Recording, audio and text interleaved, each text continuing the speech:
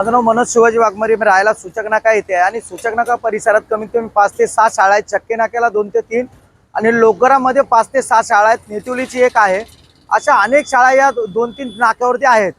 परंतु कुठल्याही प्रकारचं म्हणजे पोलीस प्रशासनाचं लक्ष नसते याच्यावरती आणि वाहतूक पोलीस नसतात इथे. त्याच्यामुळे अपघात होऊन अनेक लोकांना इथे जीव गमवायची वेळ आली. आताच माझा पोरगा मयूर वाघमारे यांचाही ॲक्सिडेंट नेतुली सूचकच्या मध्ये झाला आणि तेव्हाही कोणत्याच प्रकारची सुरक्षा यंत्रणा नसते इथे. तर माझ्या मुलाचा जीव जाता जाता वाचला आणि माझ्या मुलाच्या दाताचा अर्धा दात तुटलेला आणि इतर होटामध्ये आणि पायाला मुक्का मार लागून माझा मुलगा जखमी झाला. याच्यासाठी मी त्यांना काल पत्र दिलेलं आहे की हवालदार नेतुली आणि सूचक या परिसरात ठेवावा. त्यासाठी मी त्यांना पत्र दिलेलं आहे. तर काही कारवाई करतील यांच्याकडे माझं गांभीर्यपूर्वक लक्ष आहे. आता तुम्ही खरी परिस्थिती आणि आखोदेखी बघू शकता की ही मुलं कोणत्या पद्धतीने रस्ता क्रॉस करून येतात.